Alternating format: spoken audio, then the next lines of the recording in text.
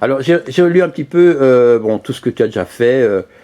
Quand tu étais gosse, tu étais une grande lectrice. Oui. Et tu lisais beaucoup, en fait, de bouquins pour enfants, pour jeunes, très jeunes ados.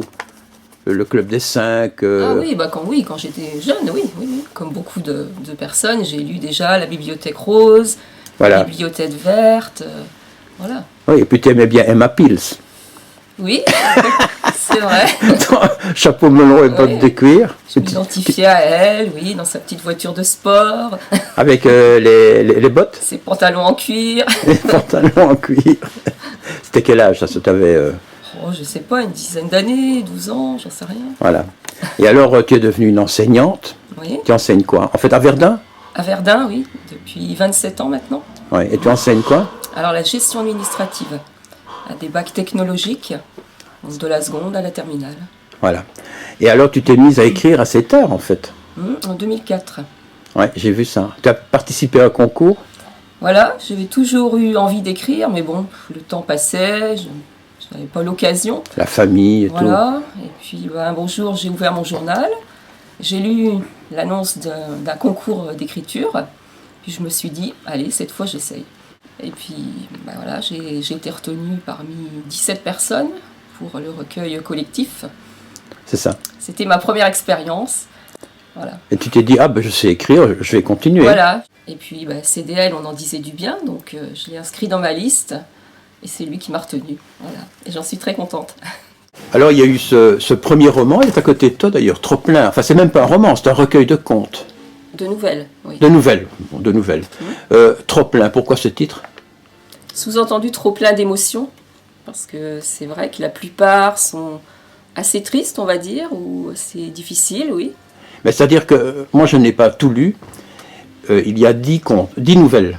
Oui. Et j'en ai lu un, mais à mon avis, c'est dont on te parle le plus, qui s'appelle Le Crabe. Ouais.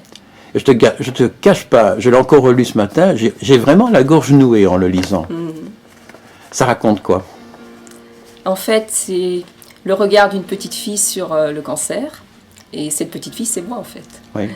Donc, en fait, ta grand-mère est décédée malheureusement du cancer. Le crabe, c'est le cancer. Voilà, et ma grand-mère habitait chez nous, dans la famille. Et donc, je l'ai toujours connue malade pendant 17 ans. Ce qui est assez étonnant, c'est que cette jeune femme, parce que quand la nouvelle commence, c'est déjà une jeune femme, elle est sur la plage, elle s'endort sur la plage, et puis elle se remémore en fait ses 17 ans, au cours de laquelle, depuis petite fille jusqu'à un âge adulte, elle a vu sa grand-mère dépérir. Ouais. Oui, c'est ça, et puis on avait des liens très très forts toutes les deux. C'est vrai que ma grand-mère, c'était mon pilier en fait, hein.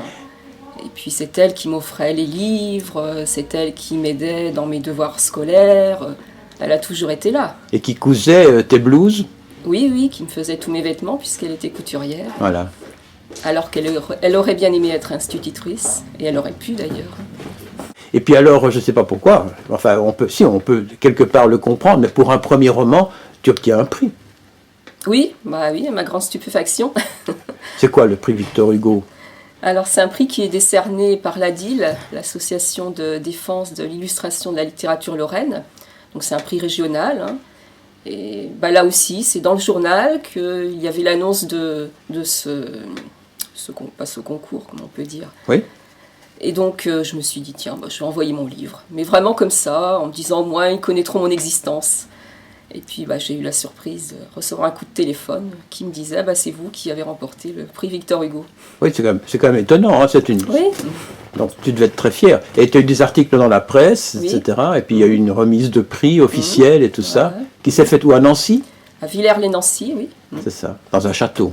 Oui, dans une belle demeure, oui. Alors, ton nouveau bouquin, tu peux peut-être le prendre pour le montrer à la caméra? Sauvetage, voilà, c'est ça. Quand j'ai vu le pitch, enfin ce qu'on appelle le pitch, ce qui est écrit au verso du bouquin, j'ai tout de suite pensé à quelqu'un de très connu, qui est Pascal Sevran. En fait, je n'avais pas prévu d'écrire un roman, hein.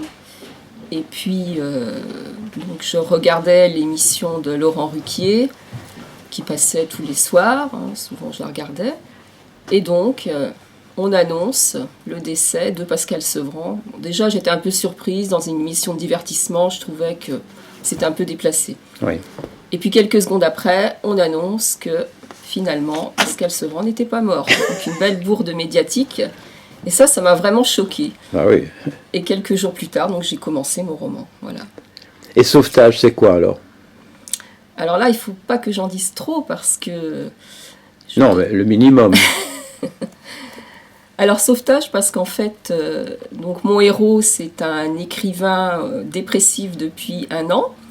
Donc il entend l'annonce de sa mort, de sa fausse mort à la télévision, comme pour Pascal Sevran.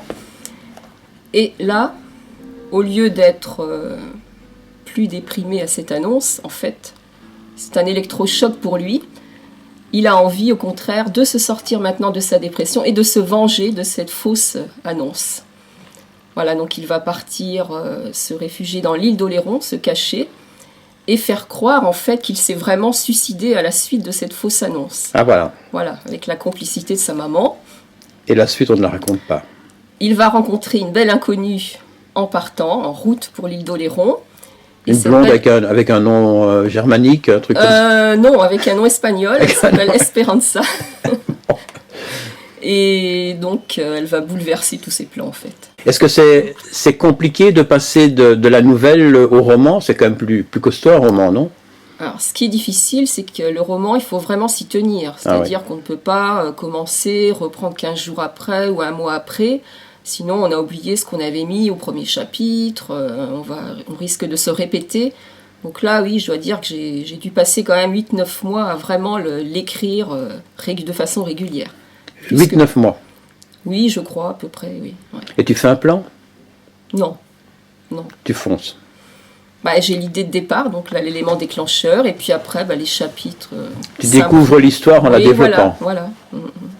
En tout cas, c'est ce qui s'est passé là.